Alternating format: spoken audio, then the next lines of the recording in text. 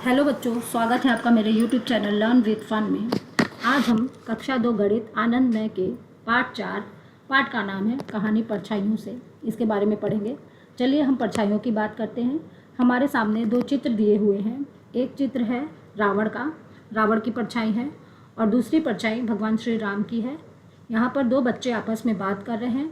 पहला बच्चा कह रहा है बहुत खूब, यह परछाइयाँ बहुत अद्भुत हैं, और दूसरी बच्ची कह रही है ये परछाइयाँ कैसे बन रही हैं। दोनों परछाइयों के बारे में बात करते हैं। चलिए आगे बढ़ते हैं।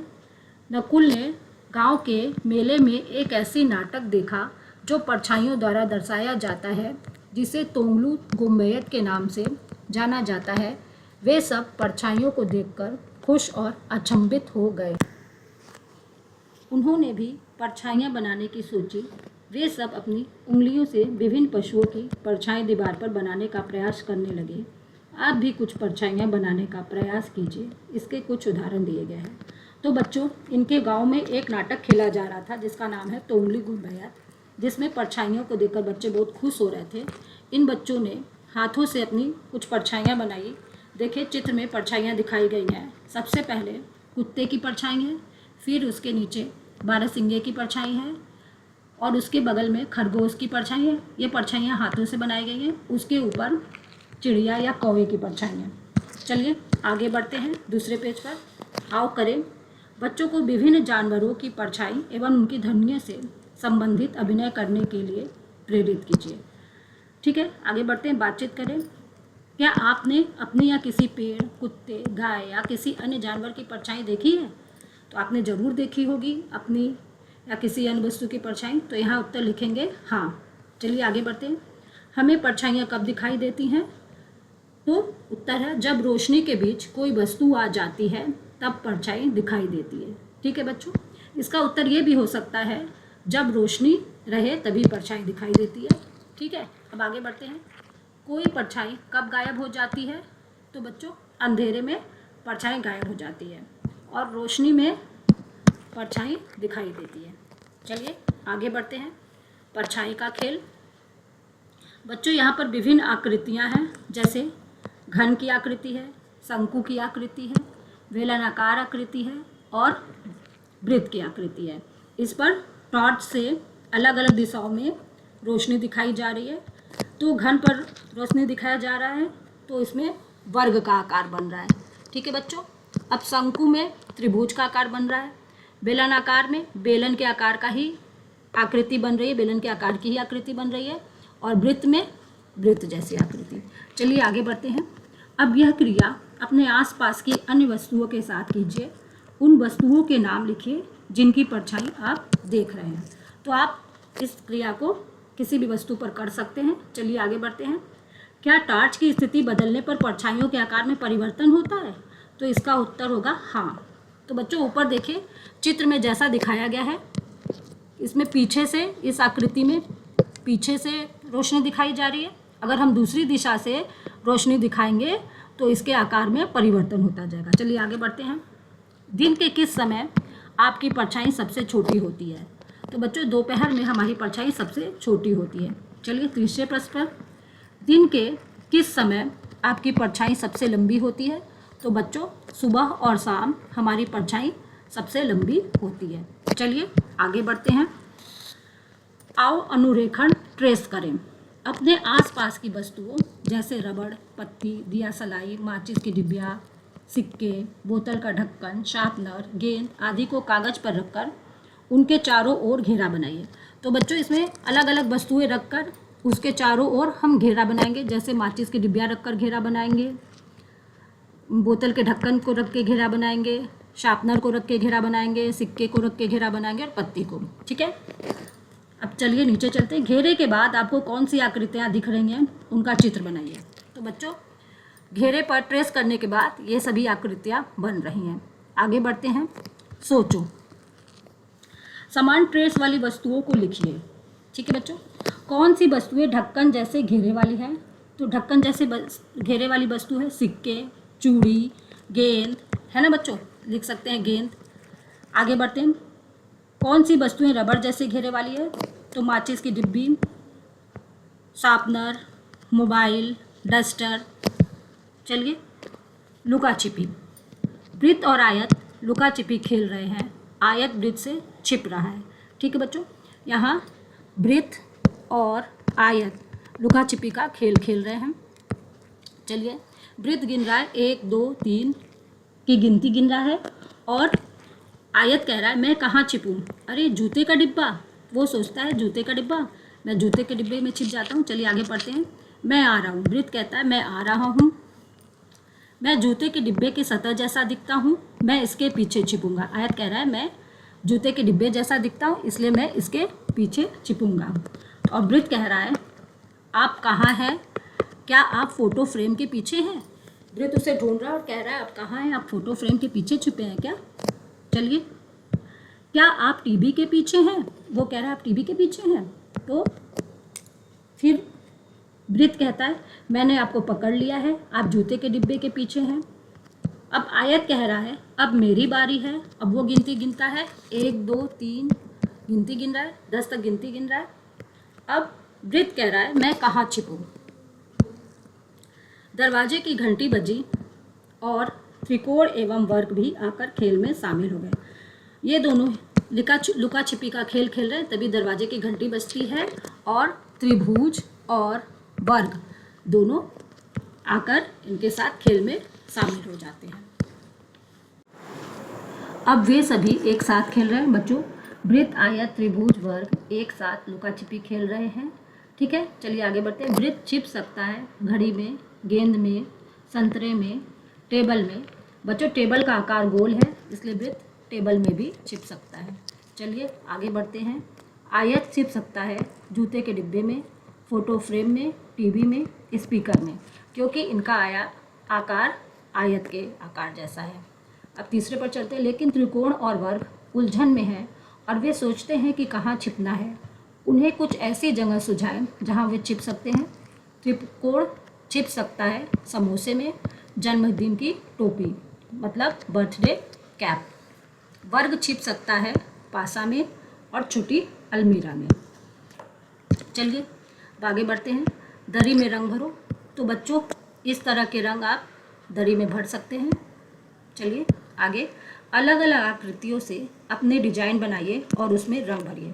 तो बच्चों इन आकृतियों में आप रंग भर सकते हैं और अपनी इच्छा अनुसार कोई आकृति भी बना सकते हैं। कोने पर खड़े हो। नवीन और उसके मित्र एक खेल खेल रहे हैं। नवीन मेज की ओर पीठ करके खड़ा है और ताली बजा रहा है। नवीन के ताली बजाते ही उसके मित्र मेज के चारों ओर दौड़ते हैं। जब नवीन ताली बजाना बंद कर देता है तो सभी मित्र रुक जाते हैं। जो बच्चा मेज के कोने पर नहीं होगा वह बाहर हो जाएगा। अगली बार बाहर होने वाले खिलाड़ी ताली बजाएगा और खेल जारी रहेगा।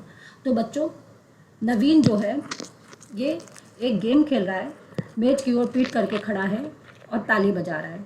अब जब वो ताली बजाना बंद कर देगा तो सभी बच्चे मेज के कोने के तरफ रुक जाएंगे, कोने की ओर रुक जाएंगे। तो बच्चों 4 बच्चे मेज के कोने पर खड़े हैं, एक बच्चा वसीम बीच में खड़ा है। देखिए आप, वो कोने में नहीं खड़ा है। चलिए आगे बढ़ते हैं। चित्र देखकर बताइए। तो बच्चों उन बच्चों के नाम बताइए जो मेज के कोने के पास खड़े हैं। तो बच्चों चलिए देखते हैं मेज के कोने के पास कौन। परमजीत, उदित, नायसा, सीमा। चलिए आगे नीचे प्रश्न।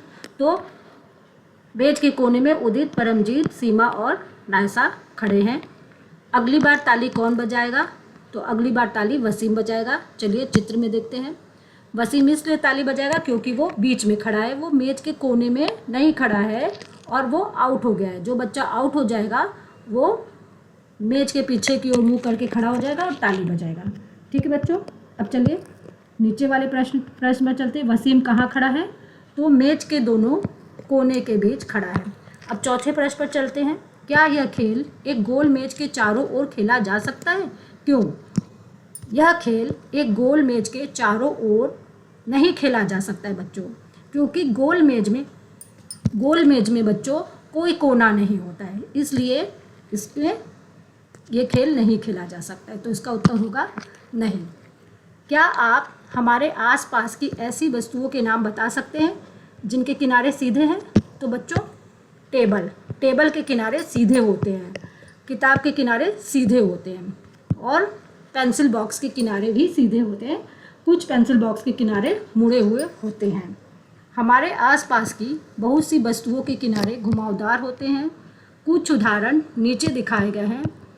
अपने आसपास और वस्तुएं ढूंढिए। तो बच्चों, घुमावदार किनारे होते हैं सिक्के के, बोतल के ढक्कन के, किसी भी चीज़ का ढक्कन ले लीजिए आप, और संतरा के। ठीक है बच्चों, चलिए आगे। घुमावदार किनारे वाली वस्तुओं के कितने कोने होते हैं? तो घुमावदार किनारे वाले वस्तुओं के शून्य किनारे होते हैं या कोई किनारे नहीं होते हैं। कुछ वस्तुओं के नाम बताइए जिनके किनारे सीधे और घुमावदार दोनों होते हैं। तो बच्चों, कार के किनारे सीधे भी और घुमावदार होते हैं, चम्मच के किनारे सीधे भी और घुमावदार होते हैं, गिटार के किनारे भी सीधे और घुमावदार होते हैं। चलिए, ओरिगेमी का मज़ा।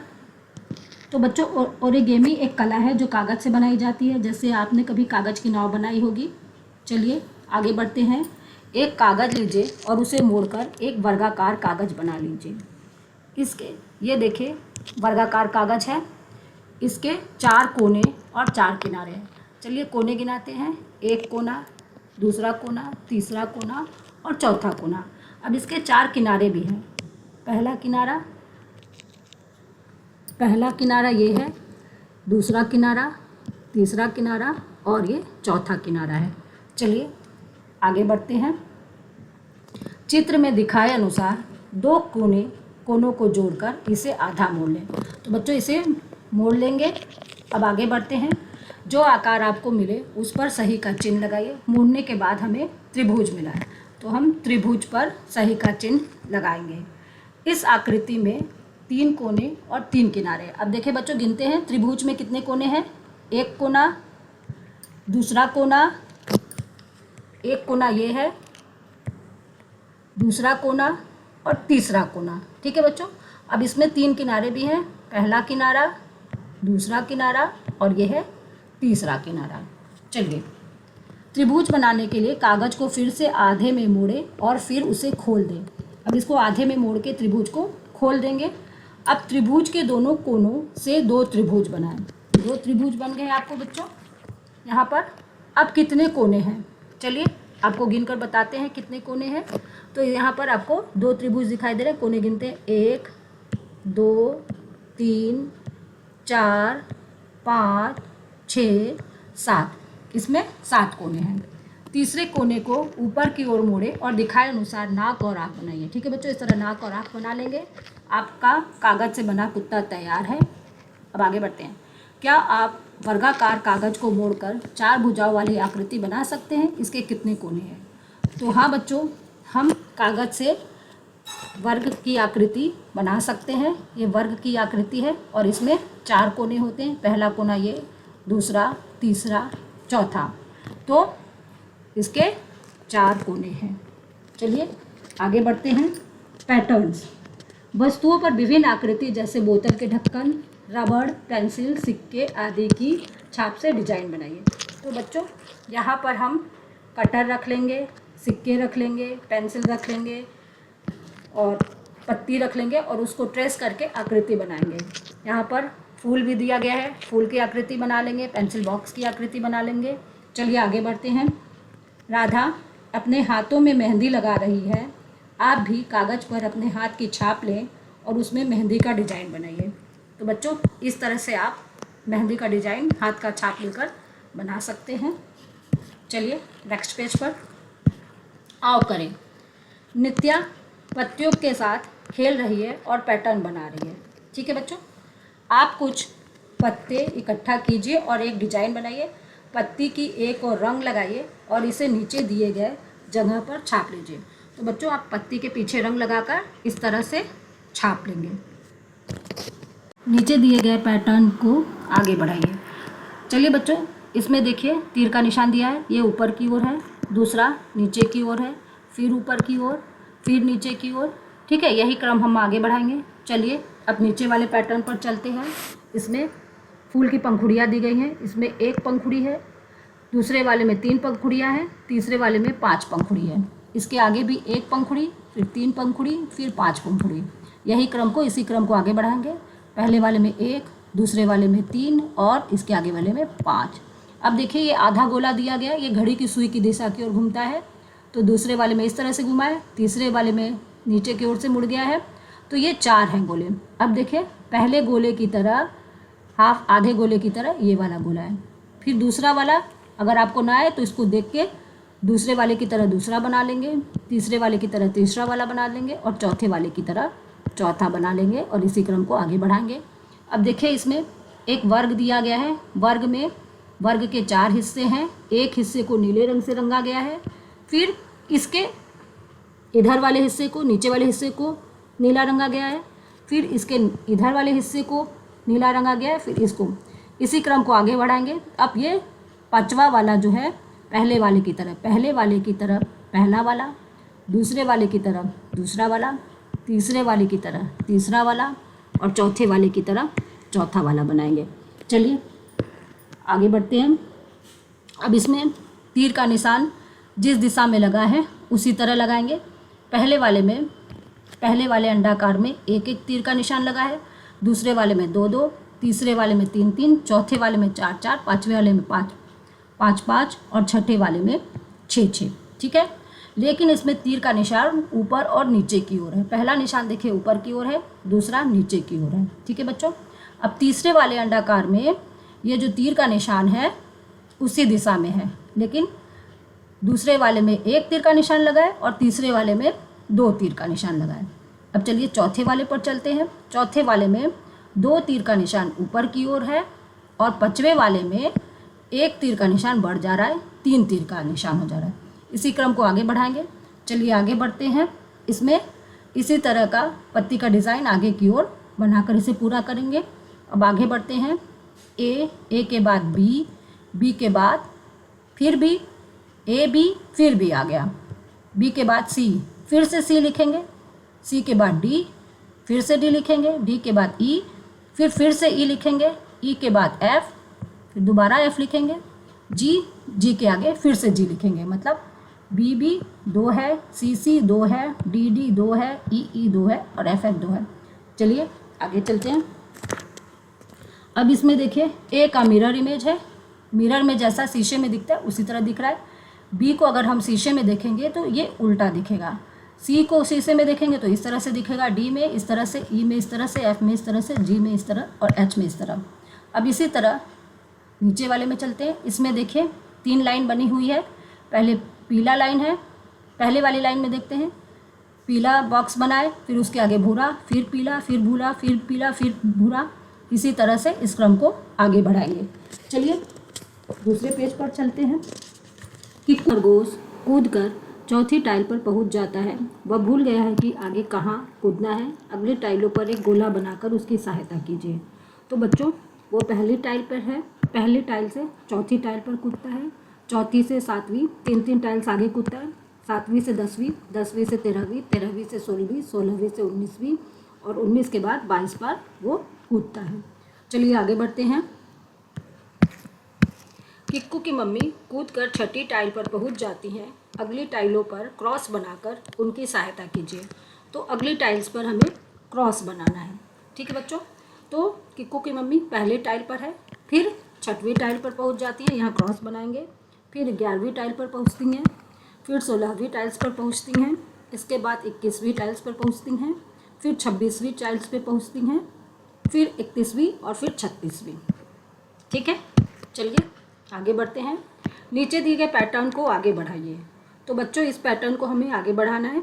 5 के बाद 10 है, फिर उसके बाद 15 है, तो ये 5 का पहाड़ा है, हम 5 का पहाड़ा यहाँ लिख देंगे। चलिए आगे बढ़ते हैं। 7 है, 7 के बाद 14, 14 के बाद 21, 21 के बाद 28, ये 7 का पहाड़ा है। फिर तीसरे प्रश्न पर चलते हैं। 1 के बाद 7, इसका मतलब है इसमें 1 में हम 6 जोड़ देंगे तो 7 हो जाएगा, 7 में 6 जोड़ेंगे तो 13, 13 में 6 जोड़ेंगे तो 19, सब में 6 जोड़ना है, 25, 31, 37 और 43। चलिए यहीं पर हमारा चैप्टर कहानी परछाइयों से समाप्त होता है। धन्यवाद बच्चों।